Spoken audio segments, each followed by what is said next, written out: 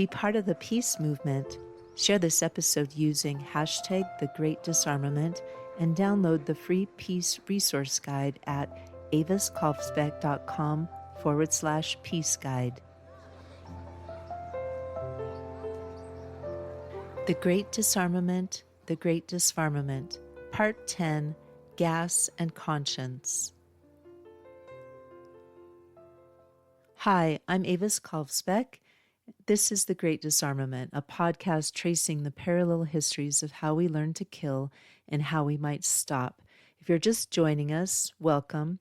Each episode maps a moment in the long arc of war and peace. The year is 1914, and Europe is bracing for war.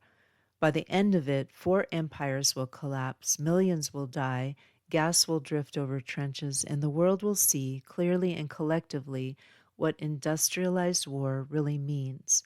But amid the carnage, another force stirs, the voice of conscience, the first serious calls for disarmament in modern history. Setting the stage. It started with a single gunshot in Sarajevo, but what followed was not a ripple, it was a rupture. World War I tore across the globe with a kind of precision violence never seen before. Machine guns mowed down battalions in minutes. Mustard gas burned through lungs and soil. Barbed wire marked boundaries not just of land but of morality. This was not the kind of war poets had once glorified.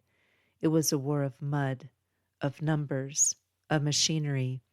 And for many, it was the moment they stopped believing in the righteousness of killing. This is Gas and Conscience, a story of devastation, yes, but also the beginning of something else, the beginning of the Great Disarmament.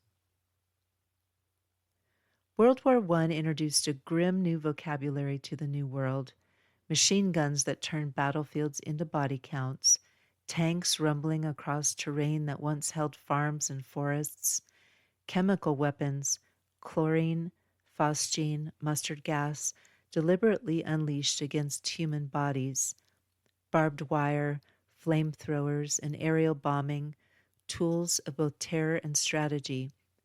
This wasn't just a war, it was a redefinition of what war could be. It reduced soldiers to moving parts. It collapsed the line between front lines and home front, and for the first time it forced the world to ask, how far is too far? The answers came slowly and imperfectly, but they came. In the wake of the war, the world tried to breathe again and rethink its choices. In 1925, the Geneva Protocol marked a global agreement to ban the use of chemical and biological weapons in war. Although it had no enforcement mechanism, it represented a collective recognition that these weapons were too horrific to justify. A few years earlier, between 1921 and 1922, the Washington Naval Conference brought the United States, Britain, Japan, France, and Italy to the table.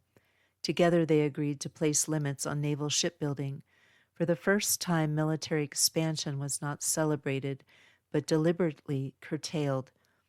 Were these agreements enough? No. Were they broken? Often. But they mattered because they marked a shift from arms race to arms restraint, a shift from unthinking escalation to conscious limitation. British philosopher and activist Bertrand Russell, 1872 to 1970, was one of the few who spoke out against the war as it happened.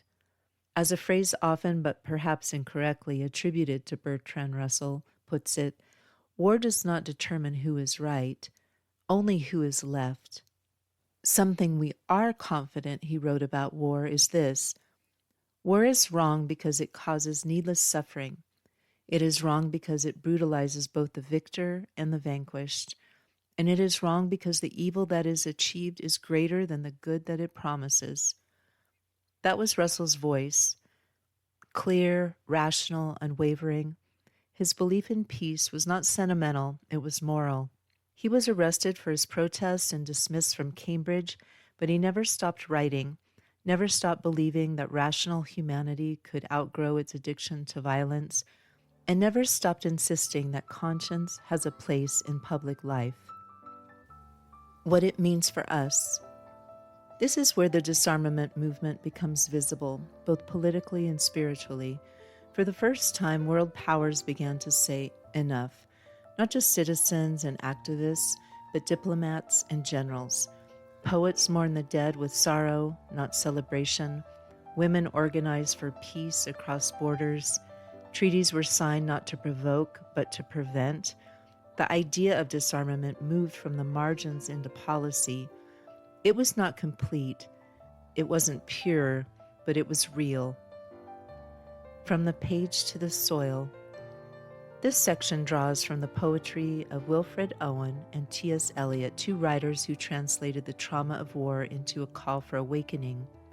Wilfred Owen, a soldier poet who died just days before the armistice, wrote of the lies that led young men to the trenches. In Dulce et Decorum Est, he dismantled the myth of noble sacrifice. If you could hear at every jolt the blood come gargling from the froth-corrupted lungs. This was not honor, this was horror.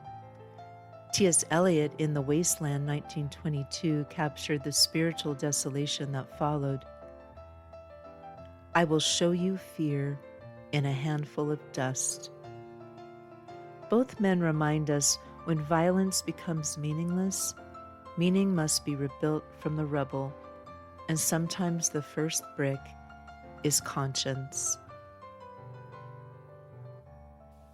Next time we step into the Cold War and its strange paradox, a world armed to the teeth, but pulsing with peace movements. The next episode is called Fallout and Flower Power. I'll see you there. That wraps up this episode of Peace is Here. Will you please take a moment to subscribe and share it with a friend? Subscribing helps others discover peaceful, independent storytelling, and it means a lot to me. I'm Avis Kaufsbeck, author of the Pedro the Water Dog Saves the Planet series, eco-adventure novellas for readers who care about environmental justice, joy, and saving the world one story at a time. You can learn more at aviskaufsbeck.com. Book 6, Mono Mutante, is now available at all major online retailers, or if you'd like to support my book directly, you can get the ebook at aviskaufsbeck.com/mono-mutante. It's a wild satirical ride through food, farming, and the messiness of recovery. When you subscribe to my list, you'll also be the first to hear about my next book, Bulletproof, which asks, what in the world are we going to do about guns? A link to subscribe is in the show notes. From October 18th to November 8th, 2025, I'm running a live Kickstarter campaign. I'd be so grateful if you'd visit aviskaufsbeck.com/Kickstarter to get notified. I'm creating a companion field journal for Book 1 more year called Peace Stuff Primer, along with a stage play version of the book. I can't wait to share it with you. This episode was human narrated by me with the help of AI, which has promised to let me know if it ever makes something up. So far, no confessions, but if you think I've missed something or if you just want to say hello, I'd love to hear from you. Podcast music is by Javier Peke Rodriguez. You'll find links to his music on Spotify and Bandcamp in the show notes. I'm Avis Kaufsbeck. Thank you again. Until next time, listen for the peace.